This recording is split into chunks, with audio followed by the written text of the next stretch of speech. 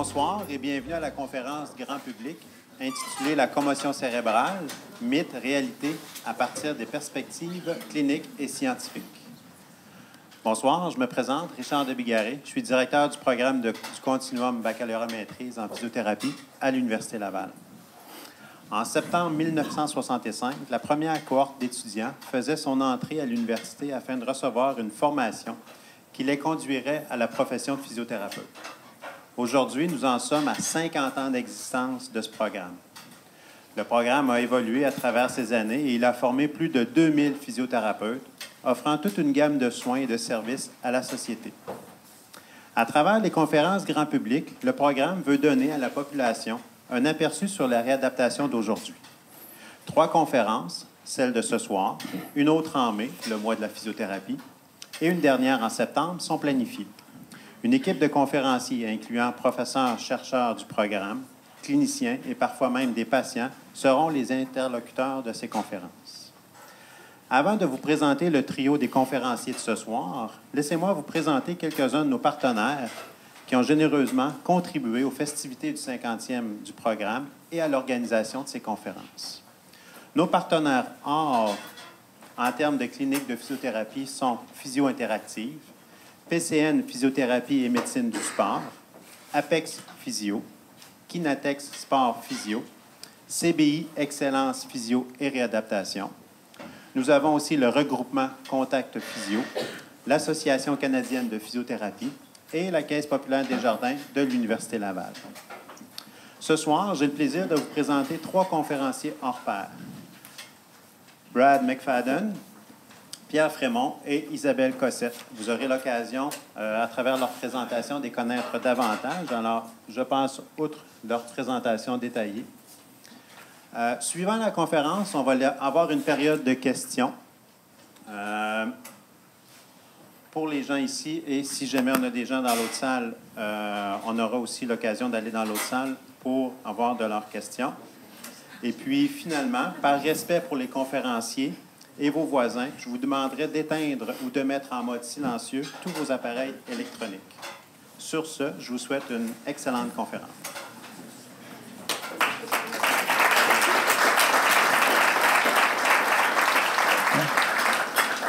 Bon, merci beaucoup. Et merci à vous d'être là en grand nombre. On a pensé d'avoir peut-être 30-40 personnes pour ce soir. On a changé la salle déjà. On a mis une visioconférence. Pour l'instant, tout le monde est ici dans la salle. Bonjour, Gisèle.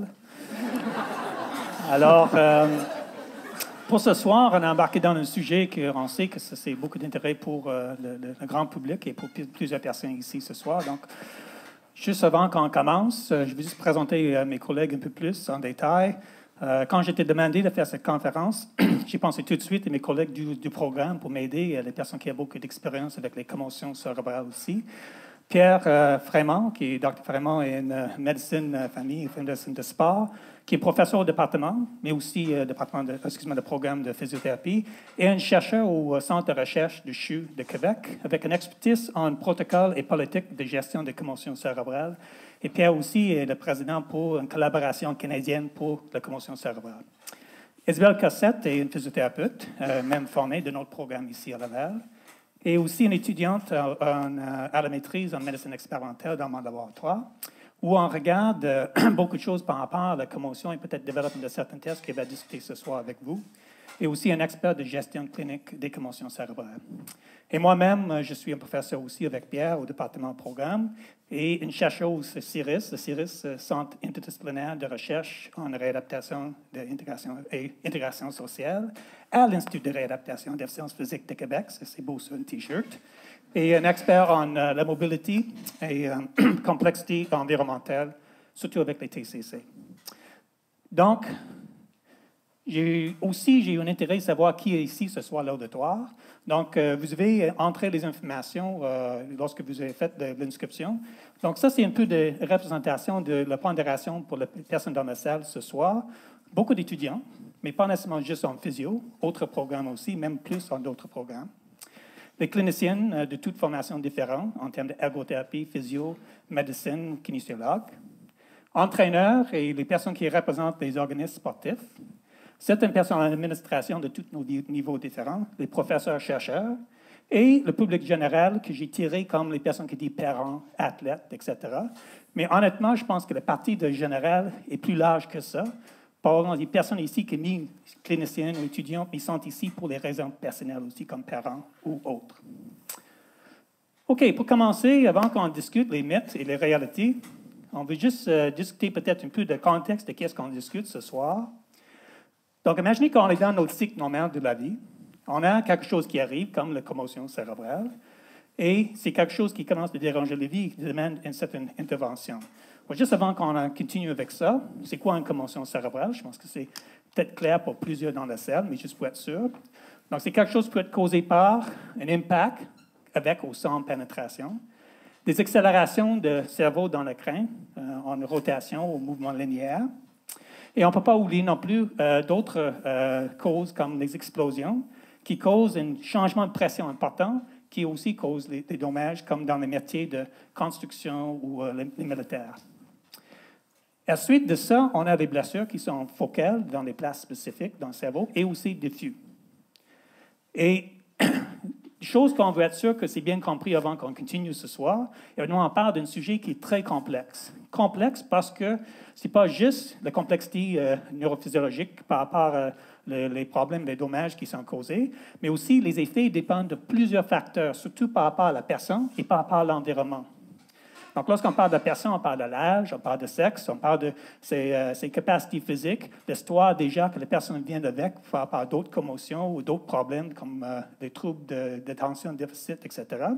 Et des problèmes, des facteurs associés avec l'environnement, par exemple, comme les caractéristiques qu'on vient de citer pour la façon que le trauma est arrivé, des équipements de protection qui sont impliqués, les suivis médicaux sur place et après, etc.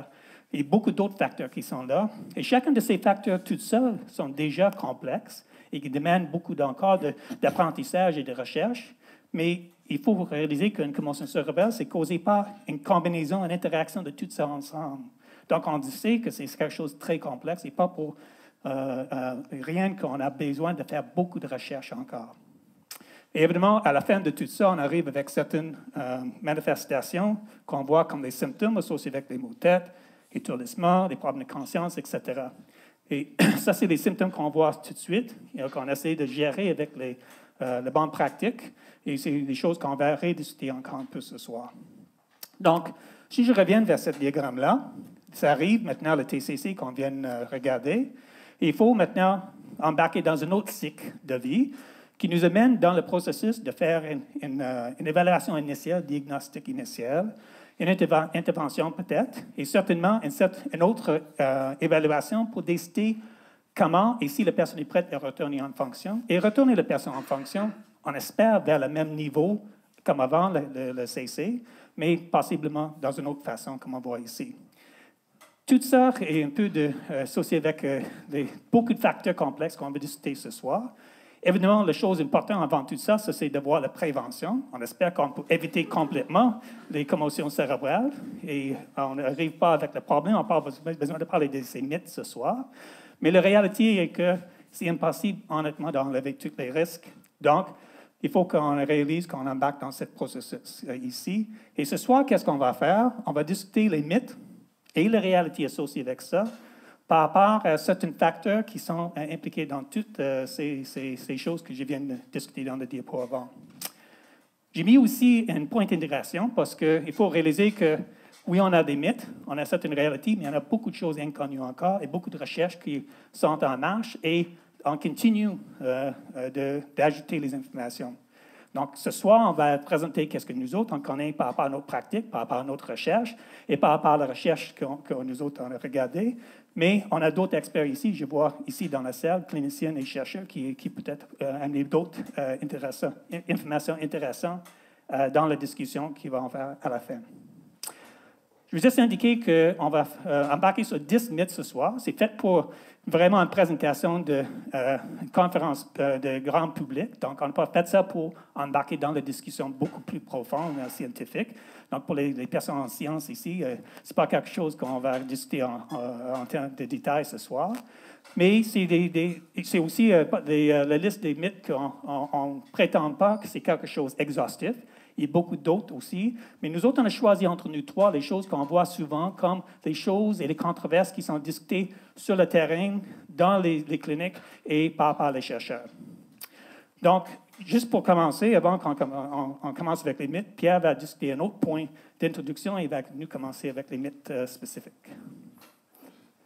Bien, en fait, Brad a amorcé les discussions qu'on a eues en préparation pour la conférence en disant c'est le 50e anniversaire, où on en était il y a 50 ans avec les commotions cérébrales. On ne les avait pas encore inventées, je peux vous le confirmer, mais elles étaient certainement là, bien cachées en dessous de d'autres phénomènes. Et en fait, il y a 50 ans, ce qu'on avait... voyons, excuse-moi. De l'autre côté. De l'autre côté, comme ça, voilà, OK. Donc, il y a 50 ans, si on regarde 1965 et les années qui ont suivi, on était au sommet des blessures catastrophiques dans un sport comme le football. Vous avez là les décès par les traumatismes catastrophiques à la tête et à la région cervicale qui ont culminé dans cette période-là.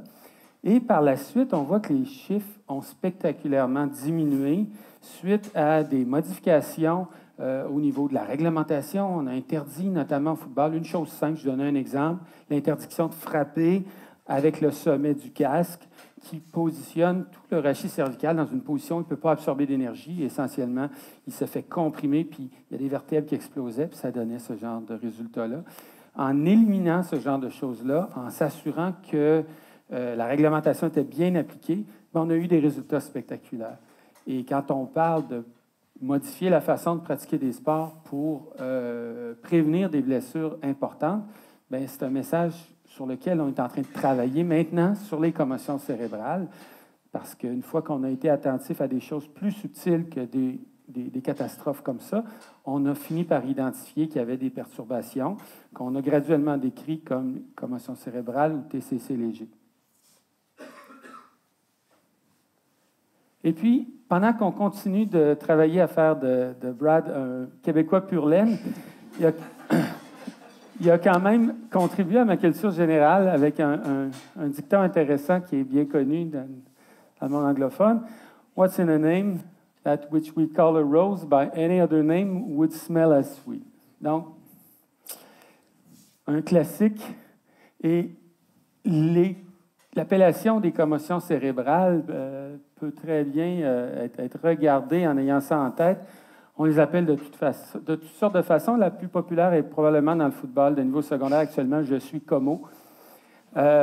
Et vous avez les TCC légers, les commotions cérébrales, être sonné. Alors, on peut embarquer dans le mythe numéro 1, l'appellation. Est-il important ou l'affirmation? On va vous présenter les mythes sous forme d'affirmation. Il est important de distinguer la commotion cérébrale et le traumatisme crânio-cérébral léger. Il y a toutes sortes de controverses, d'argumentations là-dessus. Notamment, on peut prétendre que si on parle de brain injury ou de traumatisme crânio-cérébral, ça va attirer plus l'attention, ça va être plus impressionnant qu'une commotion. Commotion, ça fait plus... dans la vie de tous les jours, ça fait partie du sport dans certaines cultures qu'on essaye de changer. Alors, il y a peut-être des avantages de cette nature-là, mais essentiellement, malgré cette controverse-là, les possibles distinctions mineures entre ces deux termes ne vont pas changer la façon de les identifier et de les traiter, la façon d'essayer d'intervenir pour en éviter les conséquences. Donc, pour les fins de la présentation, ici, ce soir, ces termes-là sont considérés synonymes. Et s'il y a des questions sur les nuances, les définitions utilisées en recherche, lorsqu'on entre dans le système de santé versus les définitions plus pratiques pour les identifier sur le terrain, on pourra en parler un petit peu plus. Mais pour les fins de la présentation, vous allez nous voir sauter de l'appellation TCC léger, commotion cérébrale, on les considère comme synonymes. Deuxième mythe, la prévention. Mon enfant ne devrait pas pratiquer de sport où il y a des risques de contact, chute ou collision. Bien, la réalité, c'est que les activités qui vont leur donner la satisfaction comportent généralement des risques. Nos enfants, ils veulent compétitionner, ils veulent être en équipe. Et compétitionner et être en équipe, ça vient avec des collisions, ça vient avec des coups d'épaule, ça vient avec toutes sortes de situations qui peuvent générer des commotions cérébrales. Les valeurs liées au sport et les bénéfices d'un mode de vie actif dont on entend de plus en plus parler, c'est un traitement puissant que les professionnels de la santé peuvent prescrire, c'est l'activité physique, c'est les saines habitudes de vie, mais l'activité physique en particulier. On aurait pu en faire une grande conférence. C'est ce qu'il y a à peu près de mieux démontré scientifiquement et de plus puissant comme intervention en santé. Donc, les bénéfices dépassent grandement les risques en ce qui concerne de mettre en place des habitudes de vie saines, notamment d'activité physique chez nos jeunes, et c'est à travers des activités qui comportent des risques qu'on va réussir à le faire. C'est beaucoup plus difficile de les intéresser, les activités individuelles. Il y en a qui ont la personnalité pour ça, mais ça ne marche pas toujours. Donc, la façon de pratiquer le sport, par contre, peut grandement limiter les risques. Je vous l'ai montré pour les blessures catastrophiques, et c'est la même chose pour les commotions cérébrales. Il y a des grands efforts qui se font dans des sports comme le hockey, où on a vu des périodes où on a profité de l'évolution de l'équipement pour frapper plus fort. On est intervenu pour diminuer ça, etc. Donc, la façon de pratiquer les sports peut grandement. Et le message clé, c'est un message d'éducation. Si on apprend à tout le monde, à tous les niveaux de participation, pas juste chez les professionnels puis nos élites, mais à tous les niveaux de participation, à identifier précocement et à prendre en charge adéquatement les commotions cérébrales, l'évolution va être favorable dans la grande majorité des cas. On va se retrouver beaucoup moins souvent avec les cas clairement importants, avec des symptômes persistants qui entrent dans le système de santé puis qui sont difficiles à retourner à leur niveau de fonctionnement, comme Brad l'a expliqué tout à l'heure. Brad? Donc, toujours avec la prévention, on parle beaucoup des casques et les protecteurs différents, comme les protecteurs buccaux. Et on dit qu'ils sont capables vraiment de protéger contre les commotions cérébrales. Est-ce que c'est vrai? Pas vraiment, mais dans le sens que on voit beaucoup les compagnies et certaines personnes qui prétendent qu'on peut avoir protection de ces protecteurs. Récemment, on a vu la compagnie Bauer qui fait de très bons casques de hockey, qui était demandé de retirer ses annonces par rapport à un casque qui prétend qu'il est capable d'éviter les commotions cérébrales. On voit avec les protecteurs buccaux aussi. Ça, c'est une photo que j'ai prise à l'époque, en 2012, l'ex-sénateur Brazo, qui a fait la bataille contre Justin Trudeau. Et juste avant que c'est fait l'événement pour le cancer, il a fait une photo avec un monsieur qui prétend qu'il y a un protecteur buccal qui est capable vraiment de diminuer et réduire les commotions. La réalité est qu'à date, aujourd'hui, et ça c'est quelque chose qui a été publié avec une équipe des chercheurs et cliniciens qui rencontrent chaque 4 ans, c'est pour le consensus pour les commotions cérébrales. Et la dernière fois, c'était en Zurich en 2012, publié en 2013, qui dit clairement qu'on manque encore des données probantes, les évidences scientifiques pour nous aider de vraiment dire que c'est vrai que ces protecteurs sont capables d'éviter les commotions cérébrales. Sauf que j'ai mis « mais » avec 3 points là pour dire qu'il faut accepter que ces appareils ont une certaine capacité mécanique d'absorber l'énergie, peut-être aussi diminuer l'énergie qui est transmise vers le cerveau. Donc, on ne prétend pas qu'il n'y ait aucune protection. On accepte que peut-être il existe, mais on n'a pas vraiment les informations scientifiques encore pour nous aider de dire qu'avec certitude que c'est oui. Sauf qu'on ne peut pas sortir ici ce soir et pour dire que, OK, le 3 a dit qu'on n'a pas besoin de porter nos casques et nos protecteurs. Ce n'est pas vrai du tout. Oui, une certaine protection et surtout, on sait vraiment que ces protecteurs et ces casques sont très, très importants pour les lacérations et pour les fractures. Ils sont très importants de porter quand même. Mais la recherche va continuer dans ce sens-là. Et la recherche va continuer aussi pour développer les appareils, peut-être qui sont plus efficaces dans le futur, mais on n'est pas là encore. Donc, pour le prochain mythe, la consultation. On doit consulter un médecin dans tous les cas de commotion cérébrale. La réponse, c'est vraiment une question controversée. En théorie, quand on regarde les consensus d'experts comme celui que Brad vient de vous parler, la réponse serait oui. La réalité est que ces experts-là, c'est des experts qui naviguent dans le milieu du sport d'élite, dans des milieux professionnels où les ressources sont abondantes, puis d'avoir accès à un médecin, c'est assez facile, puis il y en a un quasiment tout le temps. La réalité est que Dans Monsieur, Madame, tout le monde, est-ce qu'on a vraiment accès à un médecin tout le temps et très facilement? Pas vraiment. Alors, qu'est-ce qu'on peut faire, nous, quand on n'a pas nécessairement d'experts qui sont sur place ou qu'on n'a pas accès facilement à un médecin? Bien, il y a certains critères sur lesquels on peut se fier par rapport à est-ce que je devrais aller voir un médecin? Est-ce que c'est urgent d'aller voir un médecin? Fait que dans les premières 24 heures, est-ce que je devrais aller consulter puis aller à l'urgence? Donc, on peut se fier au fait si on suspecte une blessure à la colonne vertébrale.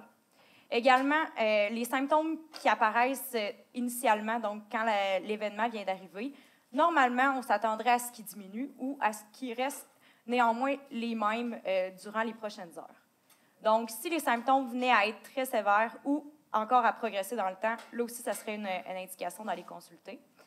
S'il y a l'apparition de nouveaux symptômes par rapport à ceux qui étaient là initialement, et également s'il y a une perte ou une détérioration de l'état de conscience.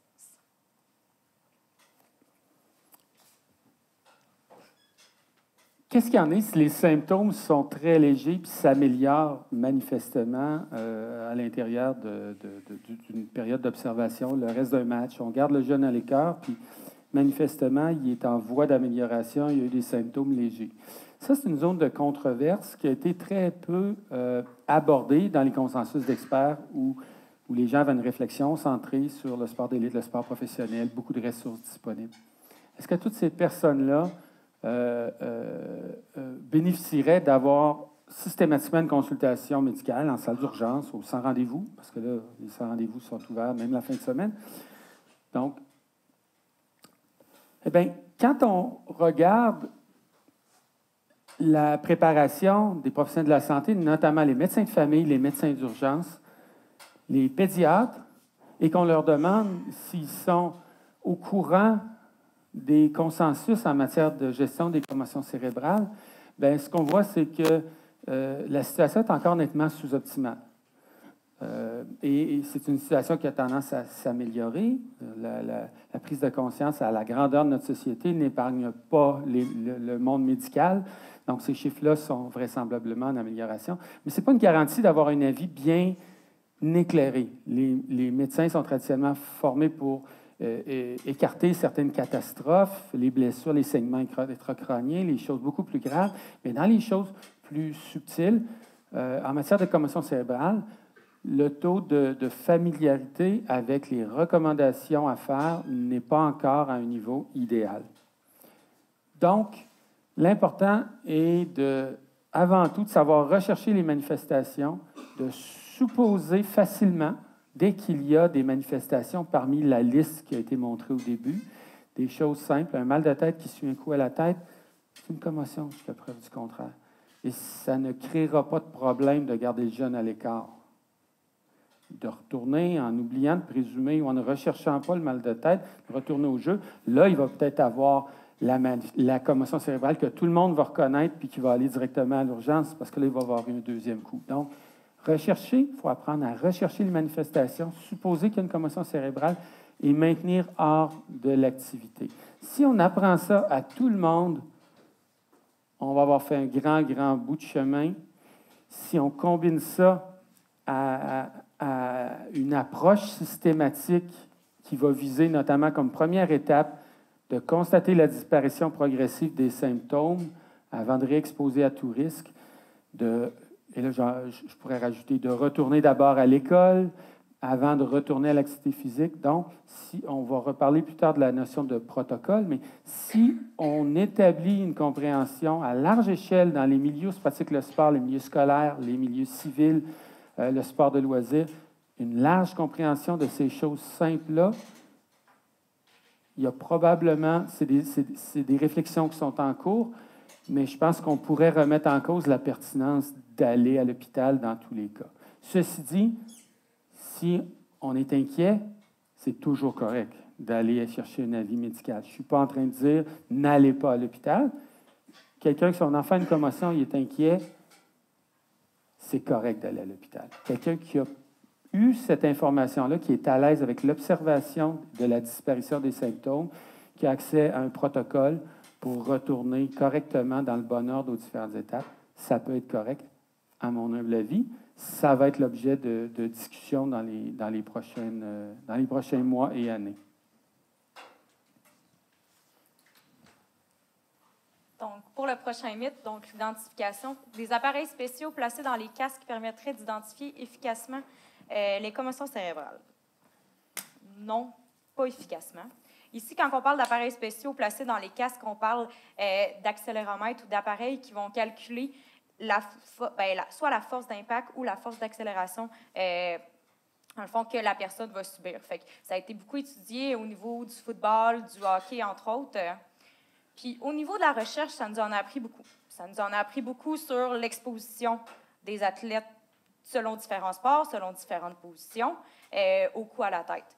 Ça nous en a appris beaucoup, justement, sur les seuils d'impact qui pouvaient être, qui pourraient recevoir ces athlètes-là. Par contre, malgré toutes ces études-là, il n'y a pas de seuil qui a été identifié, à savoir, OK, quand le coup est en haut de ce seuil-là, on peut dire qu'il y a une commotion cérébrale. Au contraire, ils se sont rendus compte que des fois, ils pouvaient observer des seuils très élevés où on se serait attendu qu'il y ait des symptômes de commotion cérébrale puis qu'on diagnostique une commotion cérébrale suite à ce coup-là, alors qu'il n'y avait aucune manifestation de commotion cérébrale. Puis au contraire, il y avait des seuils qui semblaient, des coups qui semblaient très anodins, puis que finalement, la personne manifestait des symptômes de commotion cérébrale puis finissait par être diagnostiquée avec une commotion cérébrale. Donc, qu'est-ce qu'on peut en faire avec ça?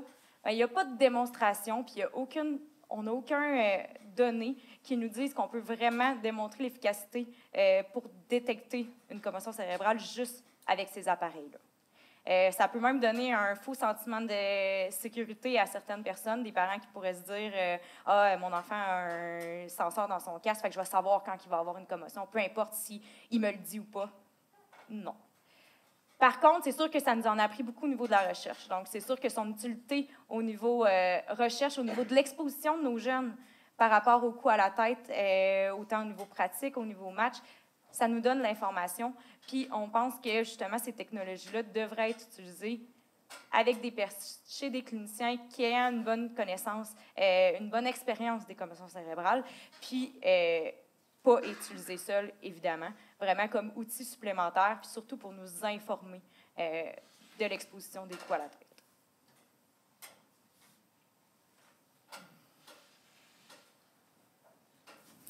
Excusez-moi. C'est pas facile, 3 personnes même.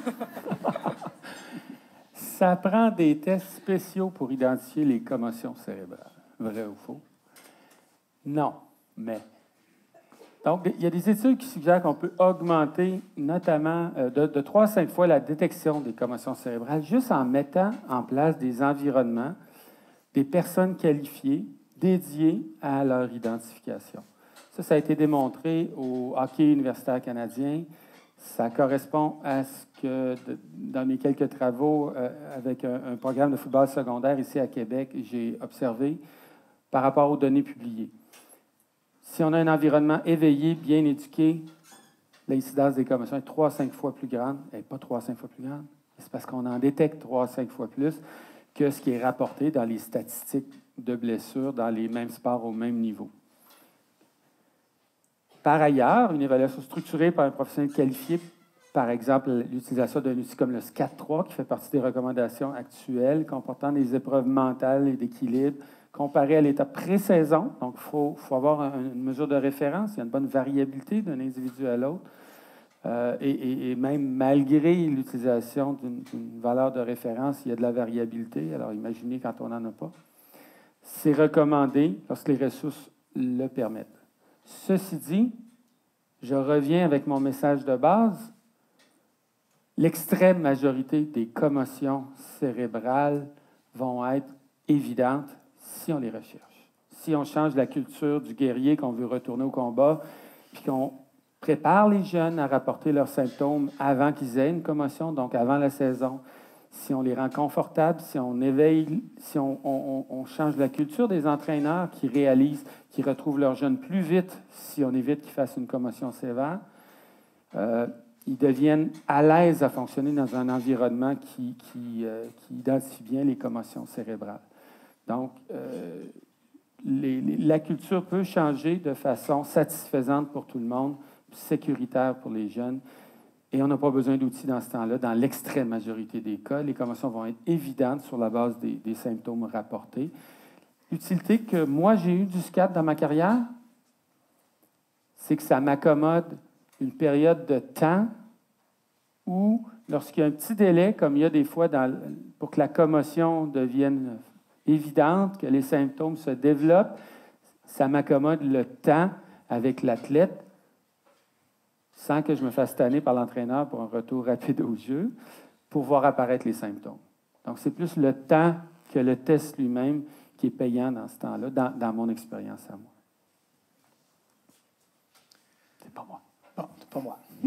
Donc, toujours avec l'identification encore, on a une tendance à penser, certaines-unes, peut-être pas tous les experts ici ce soir, mais que la commotion cérébrale se manifeste toujours avec les symptômes dans la tête.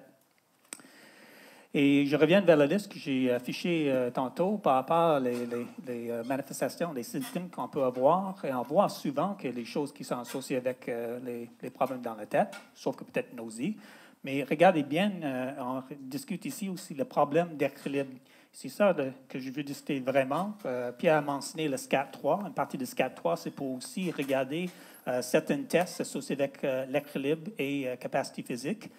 On voit ici, juste à gauche pour vous autres, certaines recherches qui montrent bien que les personnes après une commotion, même des semaines et mois après une commotion, montrent un équilibre dynamique pendant la marche, où on regarde par exemple la masse du corps par rapport au placement du pied, est différent. Donc, on voit une différence qui est là. Ça, c'est peut-être une chose plus subtile à mesurer nous-mêmes en observation clinique, mais on a des tests plus statiques qui sont utilisés maintenant. Les cliniciens ici vont savoir très bien le test de la Balance Air Scoring System, où on demande à la personne de prendre des positions différentes, des postures différentes, avec changement d'équilibre par rapport au le pied en contact, par rapport à la surface en dessous, par rapport aussi à la vision impliquée. Et on peut tester ça par rapport à la vision. Et on voit bien que chez les personnes avec commotion, qu'il y a un changement important, une capacité d'identifier tout de suite, surtout la première semaine après une commotion. Le SCAT qui a été mentionné par Pierre, le SCAT-2 et maintenant le SCAT-3, utilise une partie de ça, c'est comme une baisse modifiée, juste pour réaliser que la recherche montre bien que le SCAT modifié pour le SCAT, c'est quelque chose qui peut-être rend un peu moins sensible le test comme tel, parce qu'il n'embarque pas dans tous les tests d'équilibre comme il faut. Et on voit surtout avec temps et avec récupération que ça rend moins sensible. C'est la recherche qui vient de sortir, ça fait un couple des années. Et aussi en question par rapport à l'âge, surtout pour les enfants, le baisse est peut-être quelque chose qui est très différent avec maturation. Donc, on manque encore la recherche et les données probantes, les évidences scientifiques pour comprendre exactement comment appliquer ça et avoir un bon test normalisé pour les personnes plus jeunes comme les enfants. Bon, l'autre partie de l'identification, ça c'est plus tard après la commotion. Lorsque maintenant on passe quelques jours et même semaines, on est dans le suivi et au point maintenant de faire une décision, est-ce que la personne est prête à retourner en fonction? Est-ce que la personne est vraiment dépassé tous ses symptômes, à retourner à normal par rapport à tous ces tests associés avec le côté mental ou cognitif, fonction exécutive, etc., et avec le côté physique. Et la réponse rapide de ça est que ce n'est pas toujours. C'est-à-dire que ces tests sont sensibles, des tests isolés. Et le mot isolé, c'est le mot-clé ici, qu'on a une tendance avec nos tests de faire une isolation par rapport à certaines fonctions spécifiques associées avec fonctions cognitives et associées avec fonctions physiques. Mais la réalité est qu'il va retourner dans une tâche qui demande toutes ces choses utilisées ensemble. Et ça, c'est le point clé ici. Je pense que Pierre a un mot à dire ici avant que je continue. Oui, les tests des fonctions cognitives, justement, qu'on peut rajouter dans des protocoles, peuvent aider, mais comme tu viens de le dire, pas de façon isolée, mais possiblement un élément additionnel dans le cadre d'un protocole. Désolé. Et à ce stade-ci, je voulais juste vous partager des données préliminaires qu'on obtient pour démontrer qu'on peut ajouter à un protocole de gestion des commotions cérébrales. Et ça, c'est l'expérience qu'on a eue dans un programme de football pendant 2 ans où on a suivi un groupe de 334 joueurs fois année pendant 66 parties, 271 matchs. Il y a eu 55 commotions cérébrales. Ça, c'est le chiffre qui me permet de dire qu'on en a vu 4-5 fois plus que dans les données publiées par exposition. Donc, l'incidence par exposition est beaucoup plus grande que ce qui est publié. Ce qui est intéressant avec ce genre de test-là, un test de fonction mentale fait en ligne sur ordinateur, c'est qu'on a retardé le retour au jeu chez 35 des 52 joueurs, les 2 tiers. Et ce qui est intéressant aussi, c'est que suite au retour au jeu, on n'a pas eu de récidive précoce. C'est peut-être un peu plus beau que la réalité, c'est quand même du football. Ça peut arriver que par hasard, on soit victime d'une seconde commotion au premier match, même si on est bien guéri. Mais quand même, on n'a pas eu une épidémie de récidive précoce. Et on a quand même retardé. Ces tests-là nous suggèrent qu'il y a des choses plus subtiles à ce niveau-là, puis ailleurs, mais dans ce cas-ci, au niveau de l'utilisation d'un test cognitif, on détecte des choses qui sont plus subtiles que ce qui est évident en clinique, quand on ne fait que questionner la résolution des symptômes lors d'un effort mental, lors d'un effort physique. Même s'il n'y a pas de symptômes, on a l'impression qu'il se passe des choses. Ceci dit, il y a beaucoup de controverses là-dessus et je ne suis pas en train de dire que ces tests-là devraient être utilisés à large échelle. Ils doivent continuer d'être explorés. Il y a encore beaucoup de controverses sur leur performance et il manque de données sur leur performance à assurer un retour au jeu sécuritaire, notamment. Mais ce que ça permet de dire, c'est qu'il ne faut pas juste se fier sur la clinique, sur la disparition des symptômes. Il faut s'aménager du temps à travers des protocoles. Et de plus en plus, les consensus nous disent, chez les plus jeunes, il faut allonger chaque étape du retour aux activités. Il y a des données comme celle-là, il y a d'autres données publiées. Ce soir, on est un petit peu chauvin, on parle de nos choses ici, mais on ne peut pas parler de tout. Mais il y a beaucoup de données qui suggèrent que chez les plus jeunes, il faut prendre d'autant plus de temps.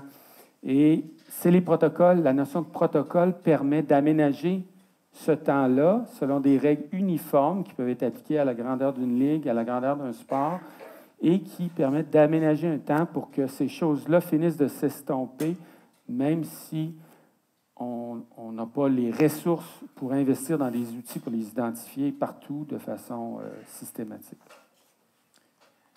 Sauf que lorsqu'on dit que les tests vont nous aider d'ajouter sur les outils cliniques et pousser encore plus loin, de savoir s'il existe encore des problèmes, est-ce qu'il est encore sensible? On est toujours dans cette question-là.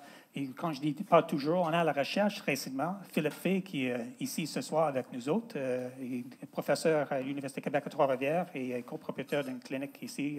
Je pense que vous avez certaines publications devant vous ce soir. Il a aussi fait son doctorat avec moi dans mon laboratoire. Et qu'est-ce qu'il a fait? Il demandait simplement des personnes, des athlètes élites. Donc, c'est intéressant parce que c'est des gens qui sont bien suivis par les équipes médicales très prochement. Et il fait tous les tests isolés, cognitifs et physiques avant la saison commence. Donc, il va avoir une bonne base pour comparer. Et il demande à ces personnes qui viennent de voir une commotion, d'arriver dans le lab et comparer avec les gens de même équipe, même position, donc pour contrôler par rapport à la position sportive et d'expérience, qui n'ont pas eu une commotion. Et les seules choses qu'il demande de faire, c'est assez simple, là, de marcher et de naviguer un obstacle statique ou en mouvement et d'effectuer une autre tâche où il lit des couleurs, des mots qui sont projetés un peu plus loin dans la salle. Des tâches qui sont très semblables à ce qu'on fait dans notre sport en termes de capacité de naviguer quelque chose en même temps qu'on porte attention sur d'autres choses autour de nous autres, ou dans la vie quotidienne, lorsqu'on va sortir ce soir, c'est vous autres qui va faire exactement le même type de choses. On est dans un centre de chat. Donc, c'est une tâche très, très naturelle. Et qu'est-ce qu'il a trouvé? Que ces gens qui étaient déjà déclarés comme normal, comme maintenant prêts à retourner et déjà retournés au jeu depuis 2 ou 3 semaines, il a trouvé que c'est encore différent et anormal par rapport au groupe contrôle pour ces tâches ici. Et qu'est-ce qu'on pense avec ça? Et qu'on voit que peut-être ces tests isolés qui vraiment va juste regarder un facteur spécifique, soit cognitif ou physique, ne sont pas assez pour vraiment sont pas assez sensibles pour vraiment sortir les séquelles résiduelles qui persistent. Donc, on a besoin peut-être d'avoir des tests qui demandent ces mêmes fonctions, mais dans une façon plus naturelle. Et c'est peut-être pas pour rien qu'on voit que ces gens, lorsqu'ils retournent au jeu, qu'on pense qu'il est normal, qu'ils facilement ils retournent avec une autre commotion parce qu'ils peut-être ils ne sont pas prêts encore de juger la situation, surtout dans un sport de contact. Donc ça, c'est ce que Philippe a montré avec sa recherche. Et nous autres, on continue maintenant en collaboration avec Philippe pour certaines choses, et lui, il continue aussi son propre programme, de regarder comment on peut améliorer ça vers les tests cliniques. Donc, ça nous mène maintenant vers le travail d'Isabelle Cossette et sa maîtrise. Donc, comme Brad vous l'a dit, c'est assez clair dans la littérature que, justement, il y a des déficits qui sont présentés quand on met les personnes en situation qu'on appelle de double tâche, donc faire deux choses en même temps. Mais le problème avec la littérature, puis pourquoi on ne peut pas l'utiliser encore spécifiquement en clinique, c'est que les différentes tâches utilisées au travers des différentes études sont très variées. Il n'y a pas vraiment rien de spécifique puis qui est réutilisé d'une fois à l'autre. Donc, le but de mon projet, c'était un peu d'explorer différentes combinaisons, fait que soit de tâches cognitives, donc quand je demande à la personne soit à nommer des mots, compter, puis combiner avec différentes situations physiques, comme des choses qu'on va demander à faire couramment dans la vie, donc soit enjamber un obstacle, descendre une marche, puis de voir quelle combinaison de tâches serait la plus sensible puis pourrait être utilisée pour éventuellement en faire un test clinique, puis ajouter justement au protocole de commotion cérébrale, donc pour l'évaluation, puis voir justement quand ces déficits-là, puis pour pouvoir mettre en évidence ces déficits-là. Puis avec nos résultats préliminaires qu'on a obtenus, on obtient des choses quand même assez intéressantes dans le sens on a vu qu'avec des variables assez simples, utilisables en clinique, comme par exemple la vitesse de marche, puis surtout quand on regardait la différence entre la vitesse de marche lorsque les gens marchaient dans une situation où on leur demandait aucune tâche cognitive, puis marcher dans un même environnement, mais cette fois-ci en faisant une tâche cognitive ensemble, la différence, dans le fond, le changement de leur vitesse de marche semblait être sensible. Évidemment, on pousse davantage, mon protégé de maîtrise, c'est justement de pousser davantage ces choses-là, puis aussi de regarder, ça avait été fait chez des jeunes adultes, c'est de pousser un peu aussi au niveau des enfants, données qui manquent encore beaucoup au niveau de la littérature. Donc, ça, c'est un test qui est plus générique. On peut appliquer dans une couloir, dans une clinique ou dans une école ou d'autres places. C'est quelque chose que tout le monde fait, comme une façon d'enjamber un obstacle, descendre une marche. Donc, c'est une chose quotidienne.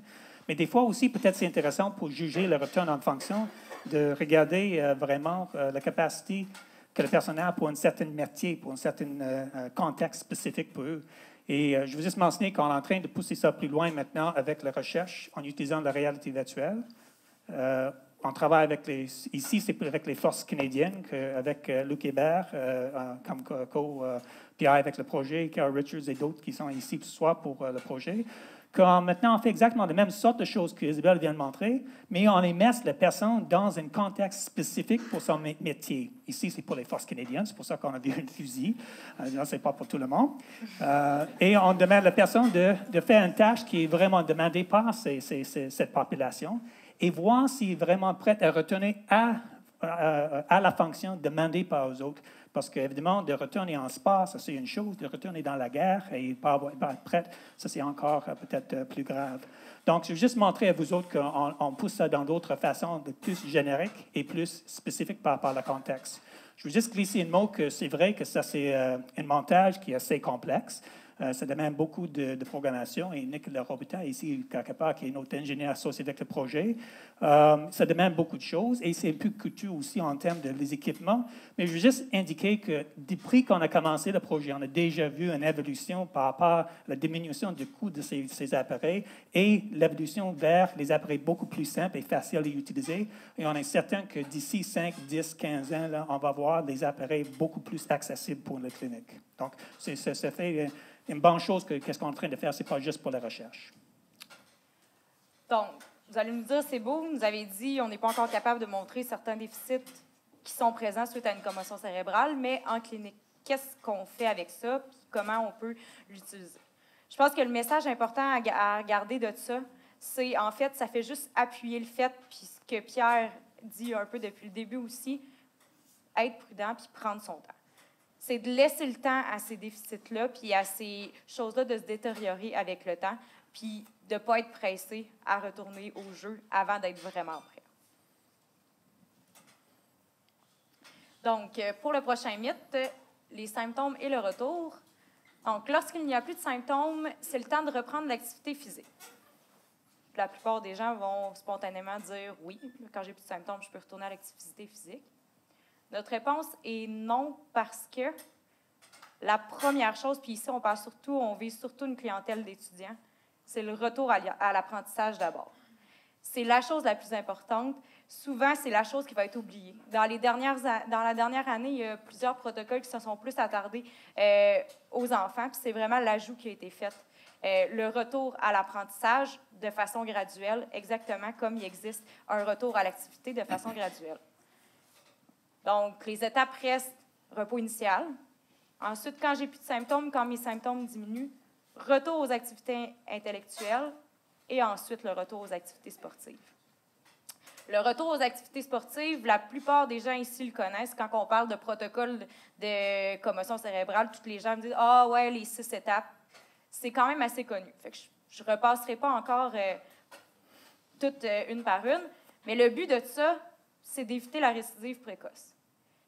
Bien, au même titre qu'on demande à notre jeune à l'athlète de reprendre l'activité graduellement, on ne peut pas lui demander de passer d'être dans son salon, couché sur le divan, dans une salle fermée, avec aucune demande intellectuelle d'une journée, puis de retourner à l'école le lendemain matin, de faire une journée de 8 heures à 4 heures l'après-midi, puis d'être concentré durant la journée au complet.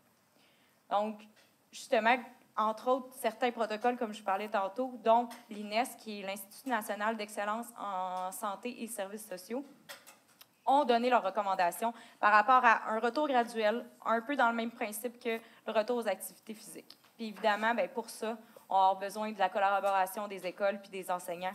Puis c'est à être installé de plus en plus, ça va être de plus en plus automatique dans les prochaines années.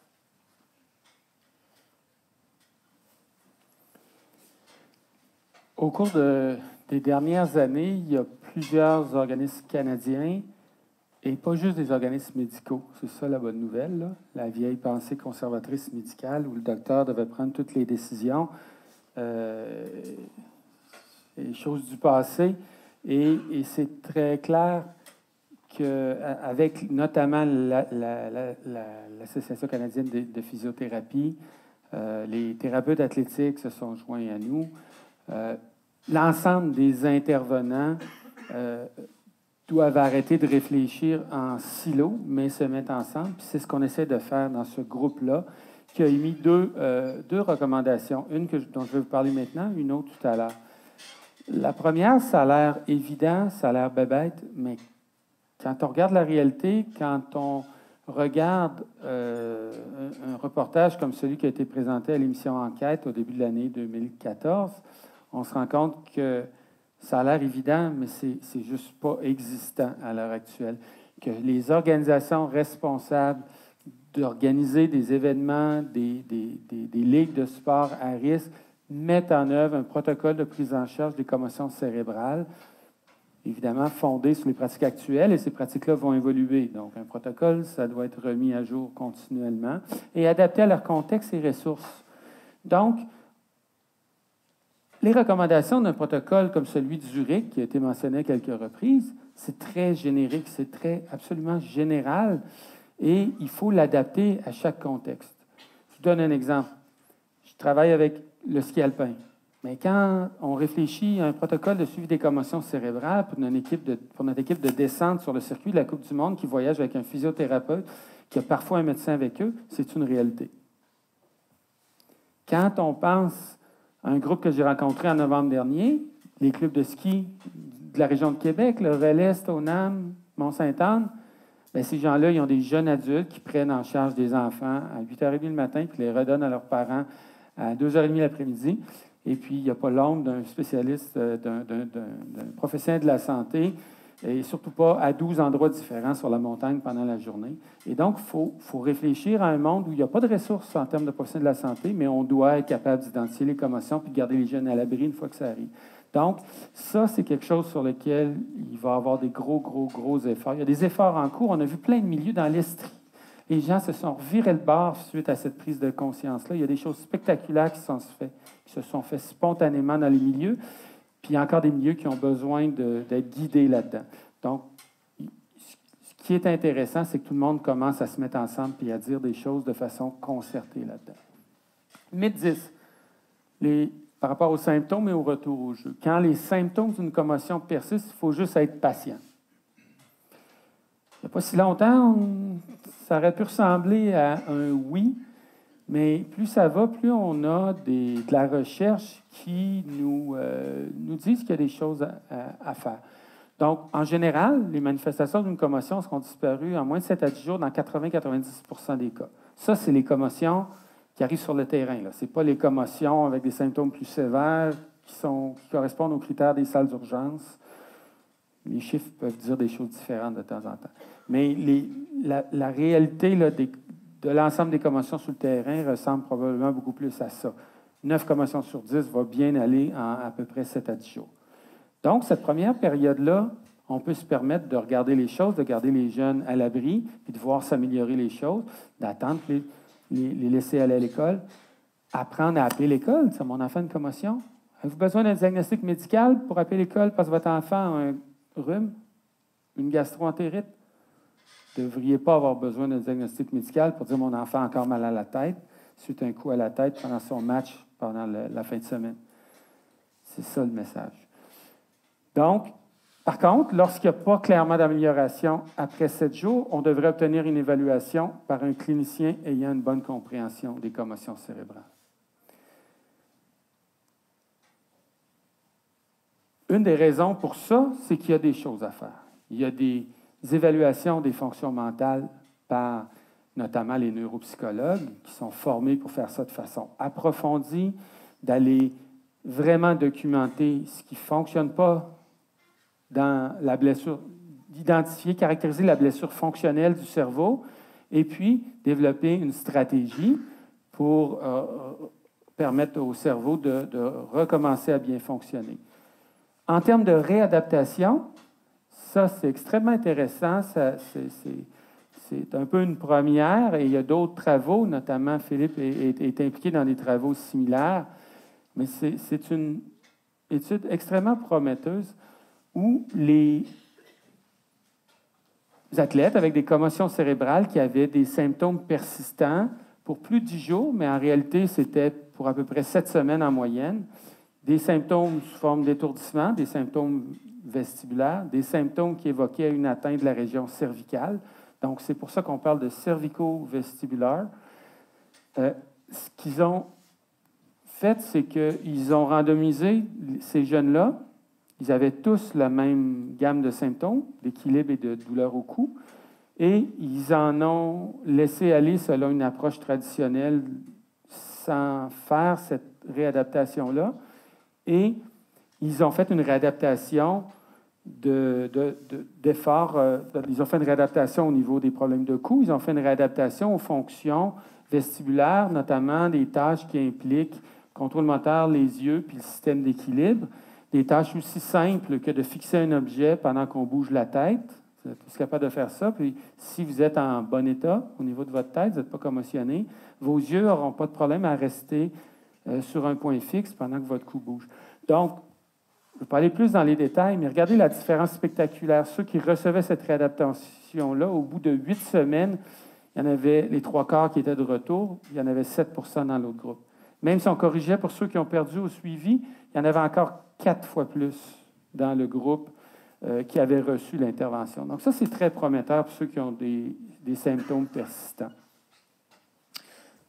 Bon, alors on a passé nos 10 mythes. Le temps achève. On va vous voir aussi un peu de temps pour discussion. Alors, juste rapidement, en termes de résumé et derniers mots entre nous trois, on a présenté à vous autres 3 mythes associés avec la façon de nommer le TCC et ses commotions cérébrales. Par rapport à la prévention, je pense que le point clé qu'on a sorti là, c'est surtout qu'on ne peut pas que vous pensez ce soir qu'il faut éviter ces sports de contact, etc. Il faut juste être sûr qu'on ait une meilleure collaboration entre tous les acteurs impliqués enfants, athlètes, parents, entraîneurs, organismes sportifs, écoles, etc.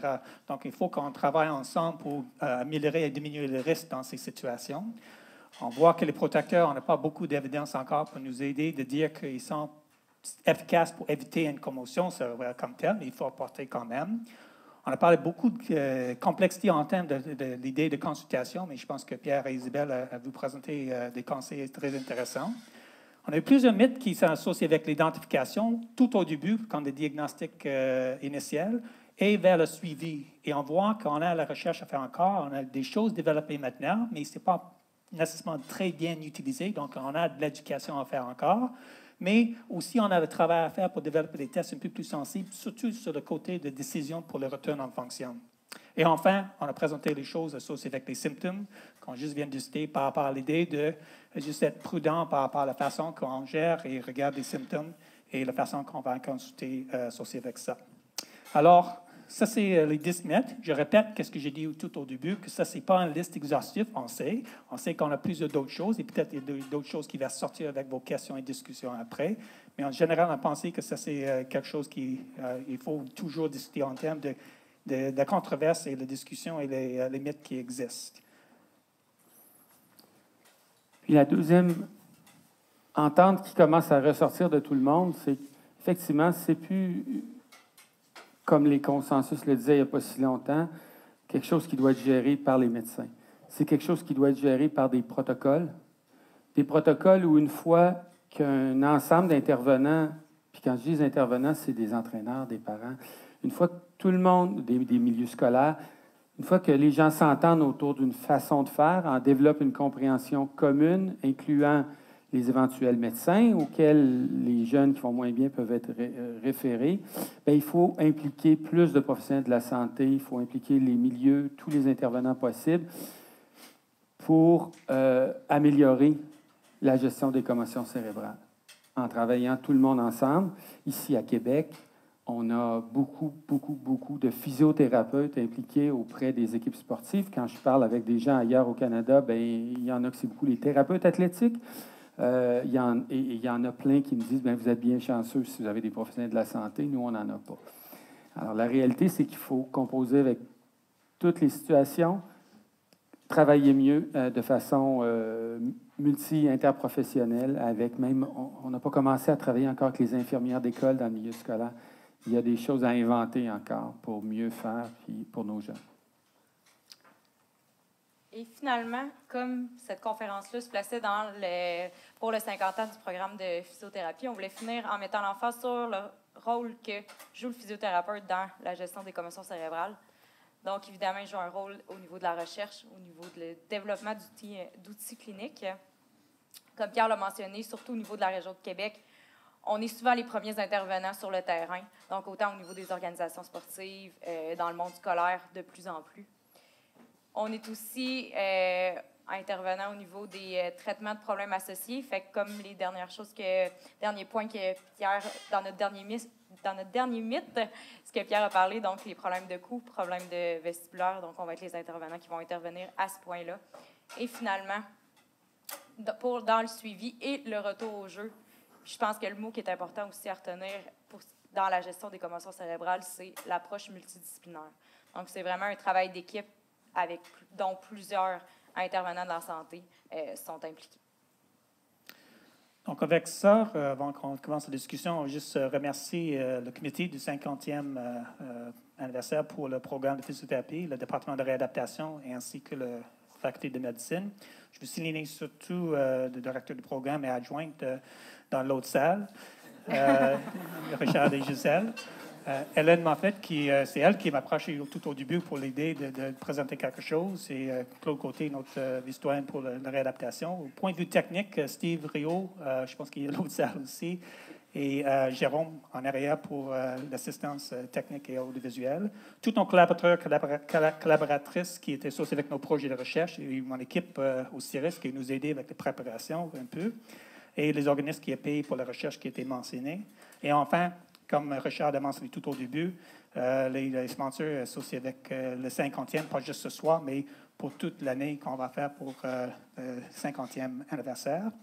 Et avec ça, donc, on va ouvrir ça pour la question-discussion. Comme je dis, que c'est fait pour le grand public, pas très profond, mais peut-être les choses vont sortir maintenant pendant les questions-discussion. Merci.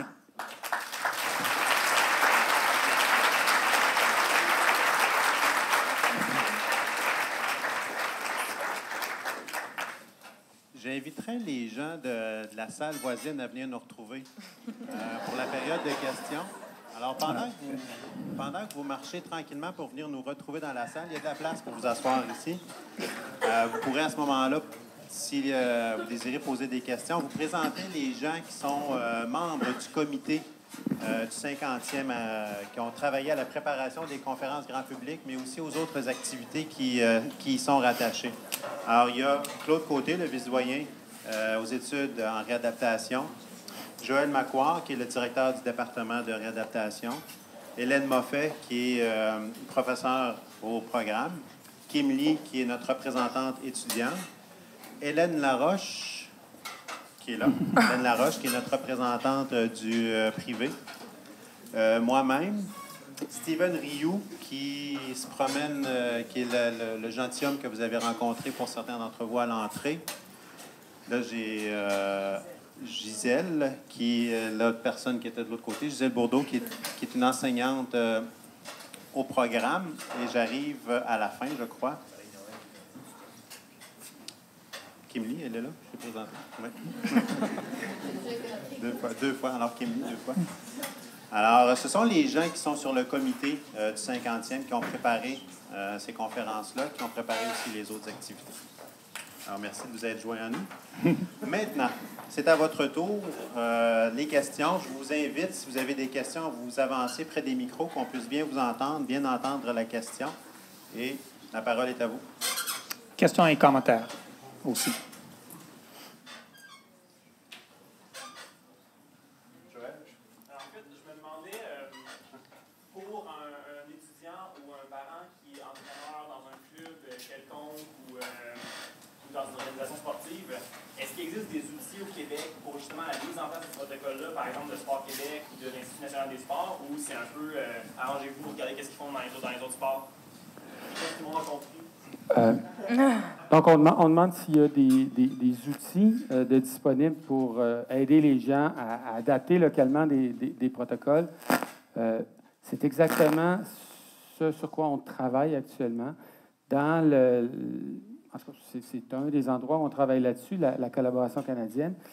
Et un des premiers messages qu'il y avait dans le document qui a été mentionné, c'est qu'un protocole, c'est comment je peux prévenir. C'est pas juste le retour au jeu.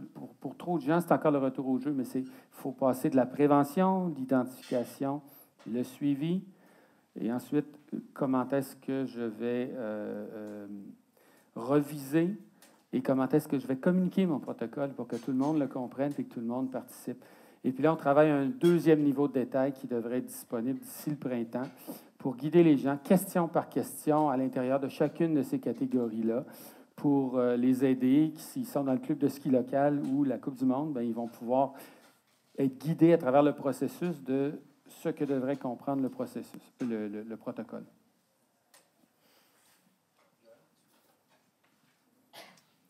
Tout d'abord, je voudrais vous féliciter pour cette superbe conférence. Je pense que ça démarre très, très bien les conférences grand public du 50e anniversaire de physiothérapie. Ma question, dans votre présentation, vous parlez comme s'il y avait toujours une seule commotion. Est-ce qu'il y a un effet additif de commotion? Est-ce que à la deuxième commotion, les symptômes sont plus sévères? Est-ce qu'à la troisième, c'est plus sévère? Et est-ce que les protocoles devraient être adaptés pour le retour aux activités? Premièrement, je parlais comme le non-clinicien ici dans le groupe. Premièrement, il faut réaliser, on retourne dans ce que je dis tantôt, pour la complexité de la situation. Il y a beaucoup de facteurs qui vont décider si ça persiste ou non. Mais en général, les autres peuvent me corriger, mais oui, en général, on pense d'avoir un peu plus. On pense que oui, un certain effet associé avec des commotions multiples. Et on voit ça souvent si ce n'est pas bien géré, si les personnes retournent trop vite, donc ça va ajouter sur l'effet quand même. Peut-être je vais laisser mes cliniciennes peut-être parler plus. Ce que je rajouterais là-dessus, c'est que ce qu'on n'a pas démontré, Clairement, en général, quand on amalgame tout, il semble y avoir un effet additif et une vulnérabilité qui peut s'établir. Puis ça fait partie, lorsqu'on constate cette vulnérabilité-là, ça fait partie des facteurs qu'on considère lorsqu'on est sollicité pour prendre une décision, retour au sport ou on change de carrière, on commence la natation, le golf, on arrête le sport de contact. Ça fait partie des considérations. S'il y a des commissions qui arrivent de plus en plus facilement. Mais ce que la recherche n'a pas exclu, c'est que si on gère bien des épisodes très bénins de commotion, bien identifiés, avant le deuxième puis le troisième coup qui arrive à l'hôpital, on n'a pas exclu que ces épisodes-là, comme une cheville bien traitée, là, peuvent bien guérir. Et moi, je n'ai pas perdu confiance que cette fragilité-là croissante, on ne peut pas l'éviter chez les jeunes, chez qui on identifie très bien, très précocement des commotions qui évoluent très bien en termes d'heures. Donc, il y a encore des questions sans réponse. Je pense que si je peux ajouter aussi, quand on parle de avoir une commotion avant, ça fait partie des facteurs de risque. Qu'est-ce qui peut nous mener à avoir une commotion ou qu'est-ce qui peut nous mettre à risque? C'est tellement un processus, tellement quelque chose de complexe, la commotion cérébrale, qu'au niveau de la recherche, si on regarde juste cliniquement, on va observer certaines choses. Tu vas parler avec des cliniciens qui ont beaucoup d'expérience, puis ils vont t'en nommer rapidement. Il y a des choses qui sont observées. Par contre, au niveau de la recherche, vraiment de montrer qu'on est capable de dire ça, c'est vraiment quelque chose qui nous met à risque pour une deuxième. Il y en a quelques-uns, mais il n'y en a vraiment pas beaucoup encore qui ont été clairement démontrés comme étant un facteur de risque pour les commotions cérébrales.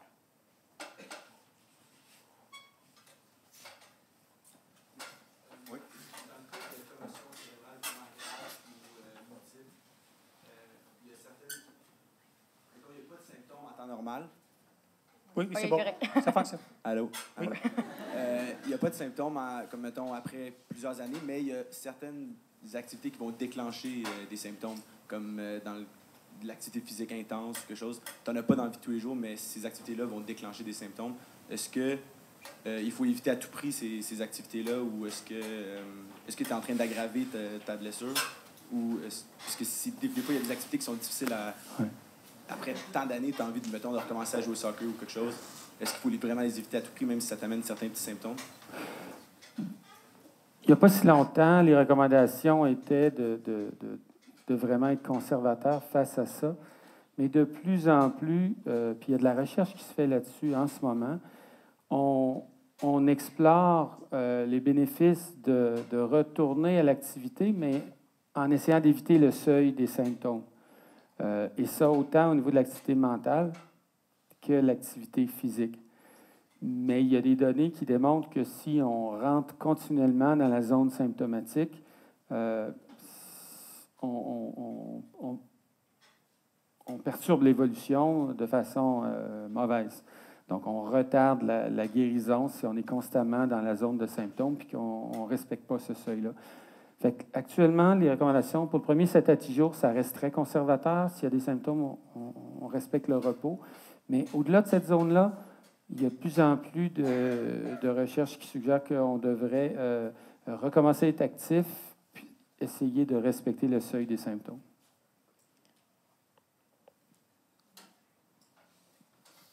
Oui, je suis grand public. OK. Est-ce que demain matin, j'arriverai à cesser d'insister auprès de mes jeunes de porter leur casque de vélo? Par contre, en ski alpin, on a vu ces dernières années, là, tout le monde a un casque. Est-ce qu'on en a tiré, le mythe numéro 3, est-ce qu'à votre point de vue, on en a tiré le maximum en termes de pièces d'équipement? Est-ce qu'il y a moyen de faire mieux? Je pense qu'il y a moyen de faire mieux en termes de développement, mais les facteurs, et je retourne toujours dans cette même chose, c'est comme un écho, je sais, mais les facteurs sont très complexes. Il y a beaucoup de choses qui vont vraiment décider c'est quoi la sévérité et les faits associés avec la commotion. Mais il faut apporter le casque. Ça, c'est le message ce soir. Il faut apporter parce qu'il protège beaucoup de choses et probablement, il va avoir une certaine capacité d'absorber les choses. Est-ce qu'on peut améliorer ces casques? Il y a beaucoup de recherches qui sont faites, beaucoup de compagnies qui travaillent et prétendent qu'ils sont proches peut-être d'avoir quelque chose d'intéressant. La réalité est que probablement on va améliorer les choses, mais est-ce qu'on va arriver à un point qu'on peut vraiment éviter vraiment les accélérations, décélérations des cerveaux dans l'écran? Peut-être ça va être difficile parce qu'on a quelque chose qui bouge à l'intérieur de quelque chose qui bouge. Donc, c'est peut-être difficile vraiment d'arriver à 100% de protection, mais si je comprends bien la question, Vincent, est-ce qu'on veut dire qu'il faut porter le casque? Oui, il faut porter le casque. Moi, j'ai eu un accident de vélo assez grave. Je frappé la tête, j'ai craqué le casque. Je n'ai pas eu un accident avant, ça, maintenant j'ai un accident. Mais à part de ça, là, c'est pas vrai.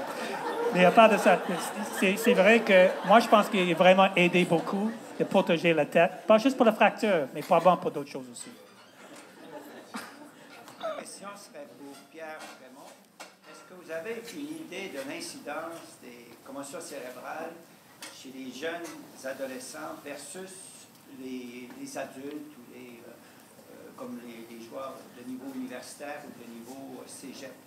Parce qu'à mon avis, il me semble que les jeunes adolescents qui jouent au football sont soumis à peu près au même genre d'impact que les joueurs un petit peu plus vieux.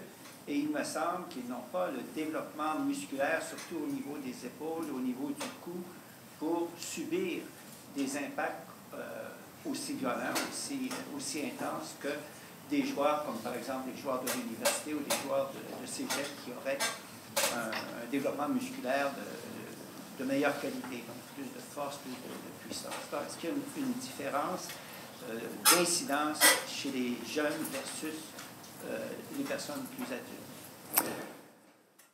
Je pense que les chiffres d'incidence peuvent être trompeurs à cause des forces qui sont impliquées, qui vont peut-être pas donner plus de commotion, mais le point que vous avez mentionné est absolument bien identifié. Cette problématique-là de la disproportion entre la tête et le reste du corps, la force des muscles stabilisateurs au niveau du cou, c'est mis en cause pour la fragilité. En général, chez les plus jeunes, il n'y aura peut-être pas une grande incidence de commotion parce que les forces vont être moins grandes, mais il y a cette vulnérabilité-là. Et il y a aussi le fait qu'une fois qu'ils sont blessés, il y a probablement plus... la guérison est plus lente, il y a plus de potentiel de dommages.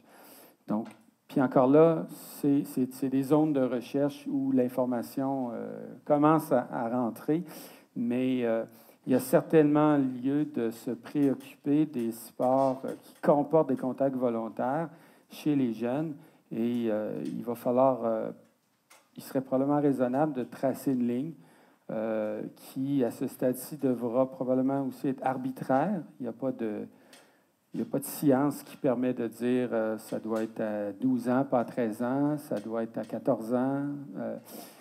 Mais il faudra probablement...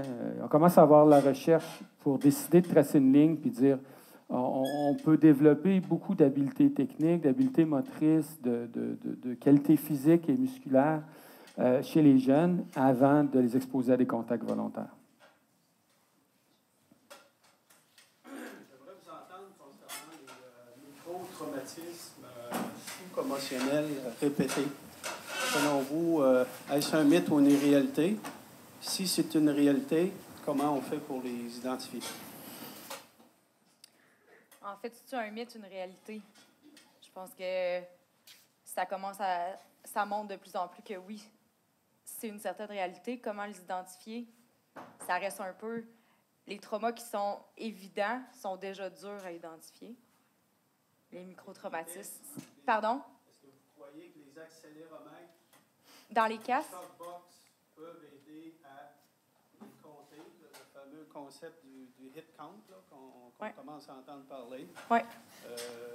Ça pourrait être un outil éventuel ou tous les tests objectifs? Bien, je pense qu'à large échelle, ces données-là qui ont démontré que les joueurs qui avaient le plus de coups, dans les positions où il y avait le plus de coups, étaient aussi ceux chez qui on détectait des dysfonctions à la fin de l'année, même s'il n'y avait pas eu de commotion. Donc, il y a des données qui ont combiné des évaluations cognitives à un calcul du nombre de coups qui a démontré ça. Par contre, à très large échelle, à l'échelle de la santé publique, est-ce qu'on devrait essayer d'équiper les casques? Je pense qu'il y a beaucoup plus de travail à faire au niveau de la limitation du nombre de coups.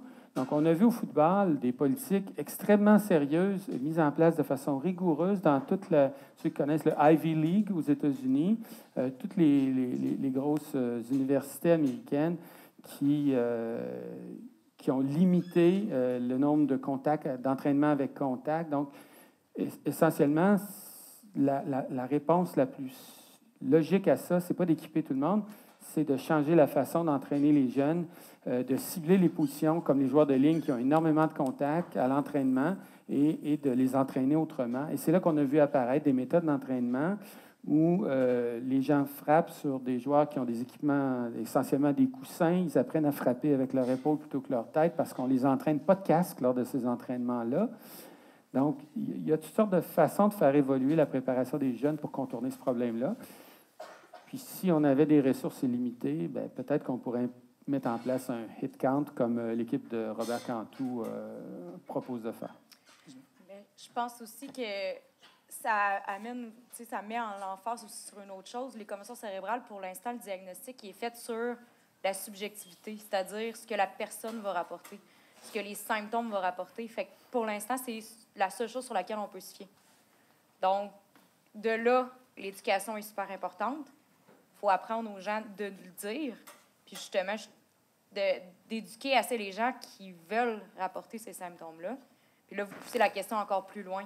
C'est peut-être pas une fois qu'il faut que je le rapporte, mais c'est peut-être après un certain temps, puis c'est peut-être après une accumulation, puis c'est peut-être... Les symptômes viendront peut-être pas tous en même temps à un certain moment, mais plus au fil du temps. Mais je pense que ça va vraiment par l'éducation, parce que pour l'instant, c'est la seule chose pour laquelle on peut se fier. C'est ce que la personne va nous rapporter, ce que la personne va dire qu'elle ressent. On n'a rien au niveau objectif encore vraiment de prouver pour faire un diagnostic. Juste mentionner aussi, ajouter à la fin que pour le point de vue par rapport au dommage structurel, on a peut-être l'imagerie et l'avancement dans l'imagerie qui peut-être va aider. On a maintenant quelque chose qui s'appelle le diffuse tensor imaging, je ne sais pas en français c'est quoi, mais qui regarde un peu plus près le cerveau, etc. C'est peut-être pas aussi sensible non plus pour les choses très micro, comme vous dites, mais on va voir les avancements là aussi, éventuellement peut-être. Oui, j'aimerais vous entendre sur la variable de l'âge, tant pour l'observation des symptômes que pour les décisions de retour au jeu. Claire, les consensus qui ne sont pas encore fondés sur une recherche abondante, mais les débuts d'informations qu'on a sur la fragilité du cerveau de l'athlète immature commencent à dire qu'il faut aménager plus de temps de façon structurée, systématique. Donc, les étapes de retour au jeu, il y en a qui suggèrent de mettre une semaine après la disparition des symptômes. Il y en a qui disent on double chaque étape, on prend 48 heures à chaque étape. Donc, la variabilité de ces suggestions-là démontre qu'on n'a pas encore une abondance de recherche qui nous donne une réponse unique et claire. Mais le message général, c'est que chez les jeunes, il faut d'autant plus aménager de temps. Puis des fois, en développant les protocoles, on prend des décisions pour être sûr. Prenons le football. Si on a un protocole qui dure 8 jours, on sait qu'ils vont manquer le match de la semaine suivante, puis que ça va aller dans 2 semaines. C'est le genre de choses-là avec lesquelles il faut jouer aussi pour adapter en fonction de chaque sport, puis aménager du temps. Puis aussi, avec les nouvelles recommandations qui commencent à sortir, un jeune qui fait une commotion cérébrale un samedi, puis qui veut rejouer la semaine d'après, s'il suit les nouvelles recommandations, c'est-à-dire de retourner à l'apprentissage avant de retourner à l'activité physique, les chances, même si le lendemain, il va vraiment bien, il n'aura pas le temps de faire ça en dedans d'une semaine. Donc, c'est juste ces nouveaux protocoles-là, sans dire nécessairement un nombre de jours, juste en prenant ces choses additionnelles-là, ça allonge le temps, puis ça fait qu'ils prennent plus de temps.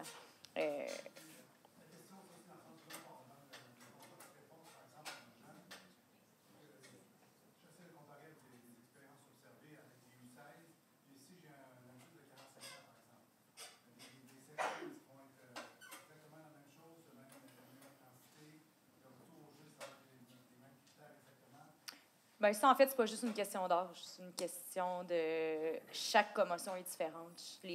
Quelqu'un qui va avoir des symptômes très sévères au départ peuvent durer 2 jours puis être correct une semaine plus tard. Quelqu'un d'autre qui a symptômes qui semblent très anodins, puis ça va y prendre 3 mois avant de revenir de sa commotion cérébrale. Fait que ça, je pense que c'est pas juste une question d'âge. Oui, l'âge vient influencer aussi, mais c'est aussi une question de complexité puis la question de la commotion cérébrale qui est différente pour tout le monde. Et si vous regardez l'ENES, par exemple, les protocoles ENES que Isabelle a présentés, pour les enfants versus les adultes, on voit qu'il y a légèrement une différence par rapport au protocole pour le retour au jour en fonction. Donc, oui, il y a des différences un peu. Et chez les adultes, il ne faut pas oublier qu'il y a un équivalent du retour à l'apprentissage. C'est le retour au travail normal, cognitif. Les gens doivent être capables de retourner faire ce qu'ils font dans la vie avant de retourner faire un effort physique. Il ne faut pas l'oublier. Moi, ma question est peut-être un petit peu plus à long terme. Ma question est peut-être un petit peu plus à long terme, mais je voulais savoir, je voyais que vous aviez vos statistiques qui remontaient jusqu'à 1960 ou quand même longtemps. Avec du recul, est-ce qu'il y a des études qui disent qu'à long terme, exemple, une personne qui a eu une commotion cérébrale peut développer plus une maladie, exemple Alzheimer, Parkinson ou quelque chose comme ça, ou si vraiment c'est du cas par cas, ça n'a pas tant d'influence ou ça dépend de quelle partie du cerveau qui est atteinte? Et personne qui est prête de dire, tu comprends, mais personne qui est prête de dire tout de suite qu'une relation directe. Les corrélations existent. Les cas qu'on vient de voir présentement dans la presse et qui sortent dans la NFL, etc., on voit la corrélation par rapport à les personnes qui ont eu beaucoup de commotions. Et après la mort, on voit, malheureusement, on ne peut pas diagnostiquer avant la mort, mais avec la mort, on peut regarder avec autopsie le cerveau et voir qu'il y a un dommage. Mais ça, c'est une corrélation. Il n'y a pas une relation directe encore scientifique qui est montrée pour ça. Là. Mais on prétend que peut-être une relation, mais ça, c'est avec les commotions multiples. Et ce qu'il faut comprendre, c'est que ces cas-là qui ont créé beaucoup de craintes en lien avec ce qu'on appelle l'encéphalopathie chronique traumatique, c'est des cas qui ont eu des carrières entières à avoir des symptômes de commotion qui ont été systématiquement ignorés. Ils sont retournés au jeu, ils ont enchaîné les commotions.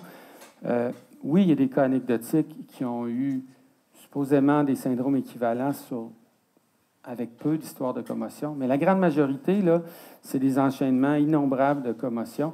Donc, le message que moi, je donne par rapport à ça, il n'y a pas de raison de croire qu'un jeune qui a une commotion identifiée précocement, bien gérée, a des risques significatifs de faire une encéphalopathie chronique traumatique.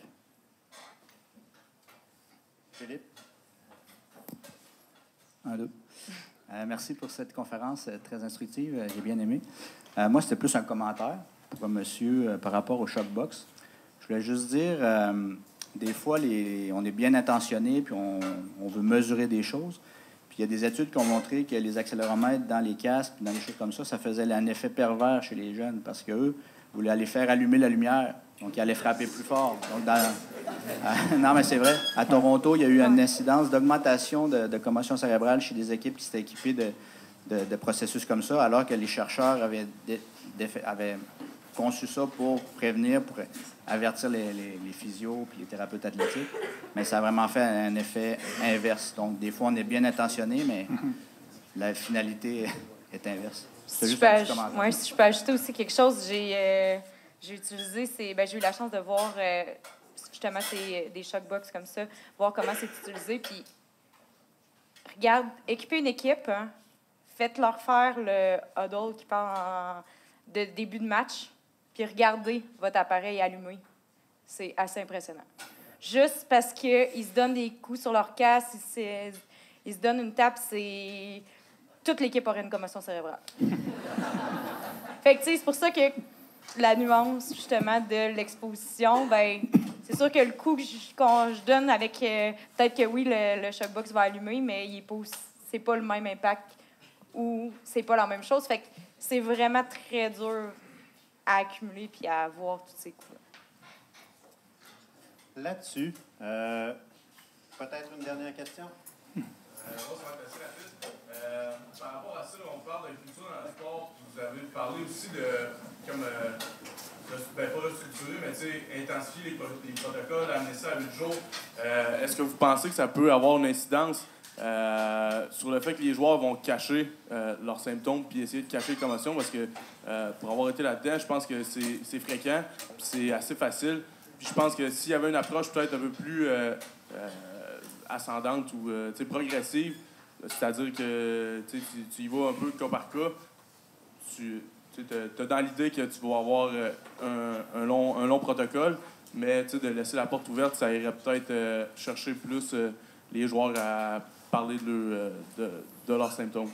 Et il faut penser aussi que c'est sûr qu'on peut tricher, et vous avez raison que ça existe, les personnes qui trichent, parce qu'ils savent que si on utilise une baseline qui est déjà mauvais, quand je suis comparé avec, on voit que, après une commotion, je suis encore mieux qu'avant. Ça peut arriver. Et ça, c'est un problème. Je veux juste mentionner, avant que je laisse les autres répondre, que les tests qu'on a mentionnés, que nous autres, on est en train de regarder avec nos recherches, qui fait la suite de ce que Philippe a fait pour son docteur avec moi, on pense que si on utilise quelque chose de plus naturel, c'est difficile vraiment à tricher dans ces tâches-là. Donc, on va voir vraiment un comportement naturel et les séquelles vont sortir un peu plus facilement. C'est peut-être un peu plus sensible dans ce sens-là. Moi, ce que j'ai vu sur 3 ans à suivre de près un programme, c'est qu'il s'opère un vrai changement de culture et tout le monde se sent mieux. Tout le monde se met à se comporter face aux commotions cérébrales comme pour une entorse de cheville. Si un joueur comprend que s'il s'entête à jouer sur une entorse de cheville, il va détruire sa cheville puis détruire sa carrière, il va peut-être changer son comportement. Et au bout de 3 ans, là, tout le monde a complètement changé sa culture. Les entraîneurs se sentent à l'aise, rassurés lorsqu'on leur dit « votre joueur peut retourner ». Retournent, ils se sentent en confiance, ils n'ont pas d'hésitation, ils déclarent qu'ils ne pourraient plus s'en passer. Donc, je pense que c'est une culture à changer, c'est une blessure qu'il faut apprendre à respecter, puis il faut apprendre aux jeunes à la respecter. Donc, ça concerne, ce que vous dites, ça confirme qu'il faut s'adresser beaucoup aux jeunes pour changer cette culture-là, pas juste aux entraîneurs, pas juste aux parents. Alors, avoir les nombreuses questions, c'est un sujet qui demeure chaud, qui amène encore beaucoup de recherches et probablement des changements dans les pratiques et dans les protocoles. Je tiens à vous remercier de votre présence. Je tiens à remercier Brad, Isabelle, Pierre et...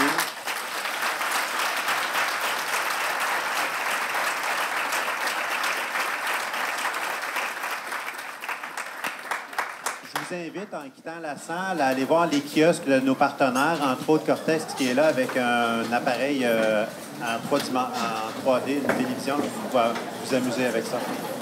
Merci beaucoup.